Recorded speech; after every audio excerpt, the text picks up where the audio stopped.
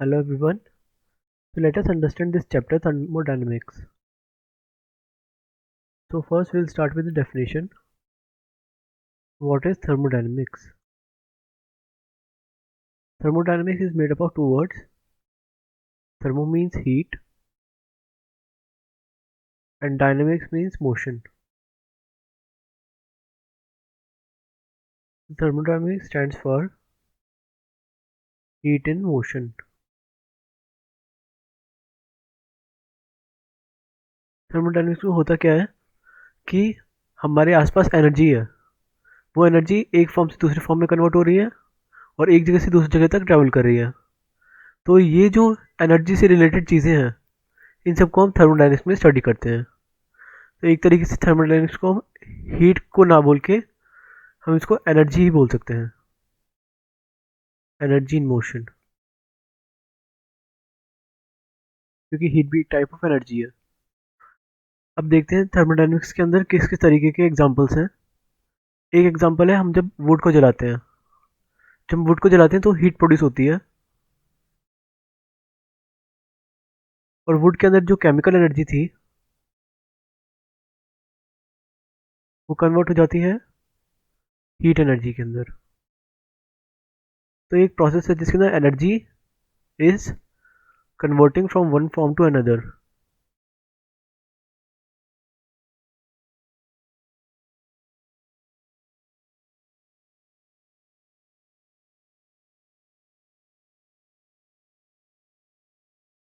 तो यही सब हम थर्मोडायनेमिक्स में पढ़ सकते हैं। अब ये वुड को जलाना तो एक बहुत जनरल एग्जांपल हो गया।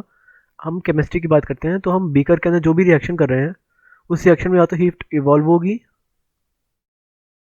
या तो हीट अब्जॉर्ब होगी। तो इस हीट का जो मोशन है, इन एनर्जी के अंदर जो चेंजेस आ रहे हैं, इनकी स्टडी हम थर्मोडायनेमिक्स के अंदर करेंगे। थर्मोडायनेमिक्स में नेक्स्ट कॉन्सेप्ट आता है concept of system and surroundings. Concept of system and surroundings. अब इस कॉन्सेप्ट ऑफ सिस्टम और सराउंडिंग्स के अंदर क्या है, हम ये बोलते हैं कि हम जिस भी चीज़ के बारे में बात करना चाहते हैं उसको हमने एक नाम दे दिया जो कि सिस्टम। सपोज आप बाइसाइकिल राइड कर रहे हो, तो आप बाइसाइकिल के बारे में बात कर रहे हो तो बाइसाइकिल आपका सिस्टम हो गया। आप कार ड्राइव कर रहे हो तो कार आपका सिस्टम हो गया।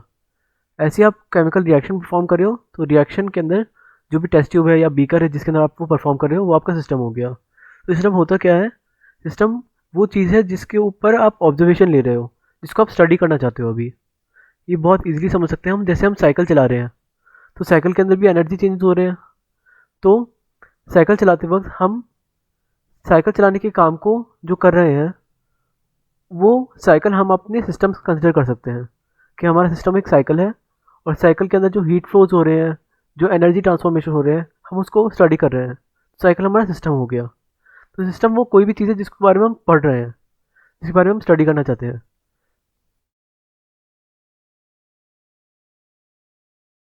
अब हम नेक्स्ट टॉपिक पे आते हैं, वो है सराउंडिंग्स। सिस्टम तो वो है जिसके बारे में हम स्टडी करना चाहते हैं, कोई भी चीज़ जिसके बारे में हम स्टडी कर रहे हैं वो हमारा सिस्टम हो गया। जैसे हम रिएक्शन कर रहे हैं तो फ्लास्क हमारा सिस्टम हो गया, हम नहा रहे हैं तो रूम हमारा सिस्टम हो गया। ऐसे करके जो भी चीज़ हम कर रहे हैं उसके अंदर जो भी चीज़ इन्वॉल्व है जिसको हम स्टडी करना चाह रहे हैं वो हमारे सिस्टम का इंस्टीट्यूट कर देते हैं। और सराउंडिंग, सराउंडिंग का मतलब हो जाता है कि सिस्टम को छोड़ के जितने भी बाकी चीज़ें हैं वो हमारी सराउंडिंग हो गई। The whole universe other than the system is the surrounding. तो जैसे हम साइकिल चला रहे थे तो साइकिल तो हमारा सिस्टम हो गया, क्योंकि साइकिल के ऊपर हम ऑब्जर्वेशन लेना चाहते हैं। जैसे सपोज आपकी साइकिल ख़राब हो गई है तो आप साइकिल को ही तो ऑब्जर्व करोगे, साइकिल को ही तो अपना सिस्टम मानोगे जिसके ऊपर आप वर्क कर रहे हो। तो जो भी चीज़ हम वर्क कर रहे हैं जिसके ऊपर, वो हमारा सिस्टम होता है। जैसे साइकिल ख़राब हो गई तो साइकिल हमारा सिस्टम है। और साइकिल के अलावा जो भी चीज़ यूनिवर्स के अंदर प्रेजेंट है वो हमारी सराउंडिंग हो गई। जैसे हमारा कोई भी सिस्टम हो जाता है, सपोज बीकर हमारा सिस्टम हो गया और इसके आजू बाजू की चीज़ों को हम बोलते थे सराउंडिंग्स।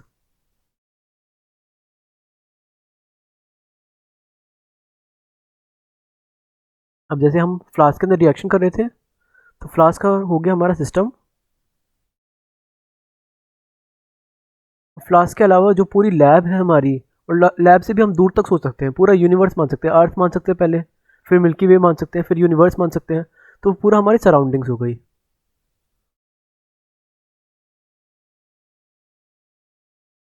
तो ये है सिस्टम और सराउंडिंग की डेफिनेशन। अब क्योंकि हमारा सिस्टम और जो सराउंडिंग है वो मिलके यूनिवर्स बना रहा है, तो ये इक्वेशन एकदम सही है कि universe equals to system plus surroundings.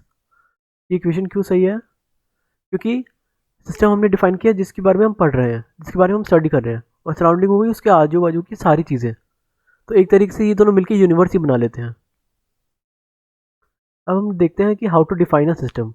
हम सिस्टम को कैसे डिफाइन करते हैं? हम सिस्टम को, एक रीजन ऑफ इंटरेस्ट है हमारा सिस्टम, जो कि एक बाउंड्री के अंदर बंद है। ऑब्वियसली जब आप साइकिल के बारे में पढ़ रहे हो तो साइकिल किसी ना किसी चीज़ के अंदर स्टोर्ड है। एक तरीके से आप देखते हो साइकिल को, तो आप देखते हो ना कि साइकिल की एक लिमिट है एग्जिस्ट होने की। साइकिल उसके व्हील में, उसके रिम्स में, उसके हैंडल में, इन सब में साइकिल है। ये हमारी साइकिल है। तो सिस्टम की एक बाउंड्री होती है जिसकी बात जो उस सिस्टम को सराउंडिंग से डिस्टिंग करती है। जैसे साइकिल है तो साइकिल की बॉडी उसकी बाउंड्री है जो उसको सराउंडिंग से अलग कर रही है, जिसकी वजह से वो पहचानी जाती है। तो सिस्टम जो हमारा इंटरेस्ट का रीजन है उसकी भी एक बाउंड्री होनी चाहिए, और ये बाउंड्री फिजिकल भी हो सकती है या फिर एक सेट ऑफ कार्टेशियन कोऑर्डिनेट्स भी हो सकती है। अब जैसे हम बीकर का एग्जांपल लेते हैं। बीकर के केस के अंदर ये जो बाउंड्री है, बीकर के अंदर हम कोई रिएक्शन कर रहे हैं तो हम उस रिएक्शन को स्टडी करना चाहते हैं, तो रिएक्शन हमारा सिस्टम हो गया, ये बीकर हमारा सिस्टम हो गया। तो अब इस बीकर के आसपास वाली चीज़ें जैसे लैब हो गई, अर्थ हो गई, पूरा यूनिवर्स है, वो हमारा सराउंडिंग है। तो बीकर और सराउंडिंग मिलकर यूनिवर्स बना रहा है। अब ये बीकर है, ये बीकर की कोई बाउंड्री तो है। जैसे बीकर का जो ग्लास का एरिया है, ये बीकर की बाउंड्री है, ये बीकर की बाउंड्रीज है, जिसकी वजह से ये बीकर लिमिट हो जाता है। आप किसी भी चीज़ को देखो, जिस भी चीज़ को आप अभी भी अपने रूम में देख रहे हो, उन सब चीज़ों की बाउंड्रीज होंगी। जैसे आपका बेड है, बेड की भी एक बाउंड्री है जिस वजह से वो बेड पहचाना जाता है। बेड के ऊपर जो मैट्रेस है उसकी भी एक बाउंड्री है जिस वजह से वो मैट्रेस पहचाना जाता है। तो हमारे सिस्टम की भी एक बाउंड्री है।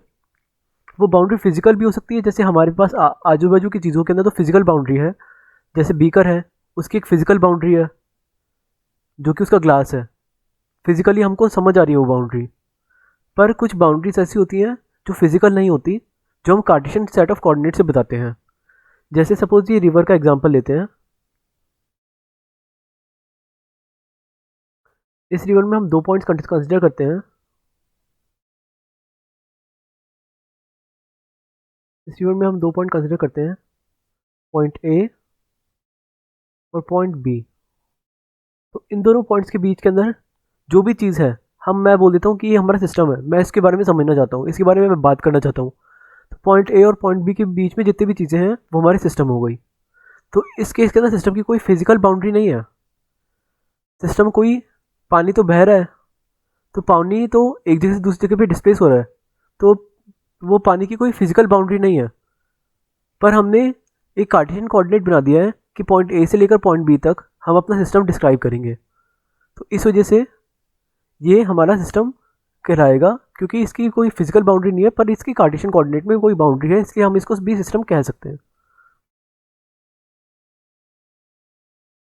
अब चलिए नेक्स्ट चीज़ देखते हैं। नेक्स्ट चीज़ है टाइप्स ऑफ सिस्टम। सिस्टम के टाइप्स। सिस्टम के 3 टाइप्स होते हैं, ओपन, क्लोज्ड और आइसोलेटेड। ओपन, क्लोज्ड और आइसोलेटेड, ये किस वजह से हमने 3 टाइप ऑफ सिस्टम बना दिए हैं? ये सिस्टम के टाइप्स हैं, ये क्या हैं, ये किस बेस के ऊपर हमने बनाए हैं? होता क्या है कि सिस्टम में से मास और एनर्जी का फ्लो होता है। जैसे आप बीकर का एग्जांपल ले लीजिए, उसमें सपोज कोई लिक्विड भरा हुआ है और नीचे हमने गैस जला दिया, तो लिक्विड इवापोरेट हो जाएगा। तो ये लिक्विड का मास जो है वो वेपर में बदल के सराउंडिंग्स में मिल जा रहा है। तो इस केस में क्या हुआ कि जो इवापोरेशन का प्रोसेस है इसकी वजह से बीकर का मास चेंज हो रहा है, बीकर के अंदर के कंटेंट्स का मास चेंज हो रहा है, तो हमारे सिस्टम का मास चेंज हो रहा है। तो ये एग्जांपल है सिस्टम के मास चेंज होने का। और दूसरा है सिस्टम के अंदर की एनर्जी भी चेंज हो सकती है। जैसे हम बीकर का एग्जांपल लेते हैं। सपोज बीकर के अंदर कुछ हीटेड लिक्विड रखा हुआ है और धीरे धीरे करके वो कूल डाउन हो रहा है, तो ऑब्वियसली हीट अंदर से बाहर जा रही है, तो एनर्जी भी सिस्टम के बाउंड्रीज को क्रॉस कर जाती है। तो सिस्टम की बाउंड्रीज को मास और एनर्जी दोनों क्रॉस कर सकती हैं। तो इस वजह से हमने 3 टाइप ऑफ सिस्टम डिस्क्राइब कर दिए हैं: open system, close system and isolated system. अब चलिए हम इनके टाइप्स देख लेते हैं। Open system.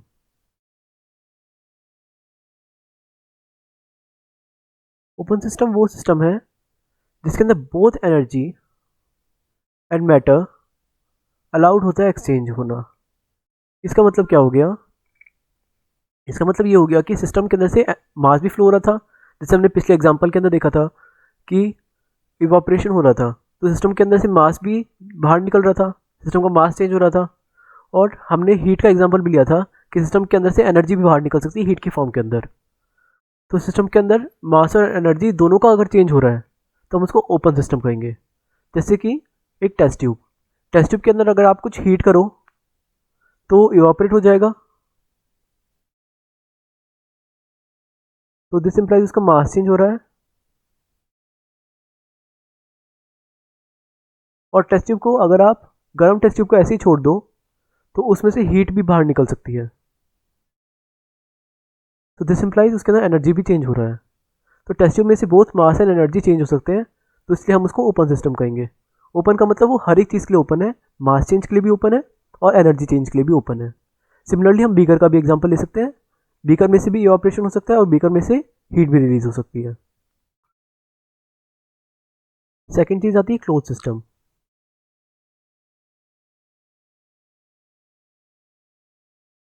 Close in the sense कि हम इसको क्लोज को लिड की तरह से समझ सकते हैं कि लिड इज क्लोज्ड। जैसे हमारा जो ओपन सिस्टम था उसके ऊपर अगर हम कोई लिड लगा दें, कोई ढक्कन लगा दें, उसको बंद कर दें, तो हमारा क्लोज सिस्टम हो गया। अब अगर हमने ढक्कन लगा दिया तो अगर हम इसको हीट करें या कुछ भी करें, इसमें से मास एस्केप नहीं हो सकता है क्योंकि पूरी तरह से पैक्ड है। इट इज़ पैक्ड, ये पूरी तरह से पैक्ड है, इसलिए इसमें से मास चेंज नहीं हो सकता है।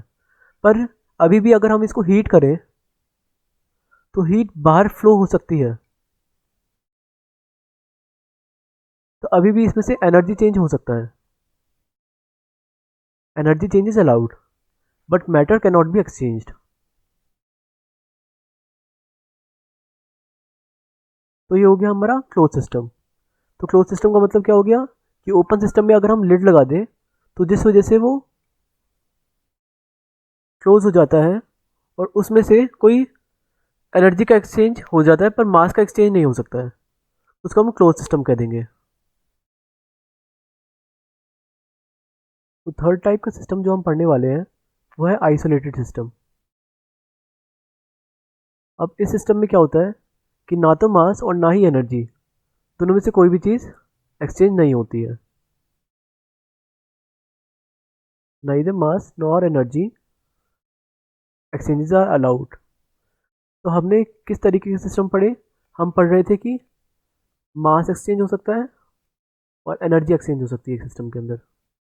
तो मास का तो हमने एग्जांपल, मास और एनर्जी दोनों हो रहे थे, उसका एग्जांपल हो गया ओपन। सिर्फ एनर्जी हो रही है, उसका एग्जांपल हो गया क्लोज्ड। और दोनों में से कोई भी नहीं हो रहा, उसका एग्जांपल हो गया आइसोलेटेड। तो ये 3 एग्जांपल ऑफ सिस्टम हमने पढ़ लिए हैं, 3 टाइप्स ऑफ सिस्टम है ये। अब आइसोलेटेड सिस्टम का एक एग्जांपल भी देख लेते हैं ताकि समझ आ जाए। अब जैसे हम थर्मोफ्लास्क ले लेते हैं,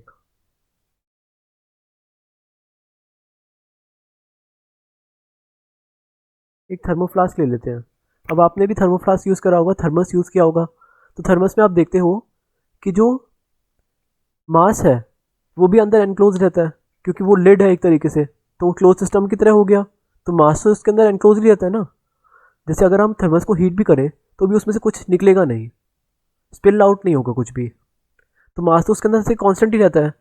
और अब उसमें एक एडिशनल और चीज़ आ गई है क्लोज सिस्टम से, वो है कि आइसोलेटेड भी है। आइसोलेटेड इन द सेंस कि इसके अंदर से एनर्जी चेंजेस भी नहीं हो रहे हैं। एनर्जी चेंजेस क्यों नहीं हो रहे हैं? क्योंकि थर्मोफ्लास्क अगर गर्म है तो वो पानी को गर्म ही रखता है, तो दिस इम्प्लाइज हीट ट्रांसफर उसके अंदर बहुत कम है। तो ये एग्जांपल हो गया आइसोलेटेड सिस्टम का, जिसके अंदर ना ही मास और ना ही एनर्जी, दोनों में से कोई भी चीज़ अलाउ नहीं होती एक्सचेंज होना। So this was the 3 types of systems.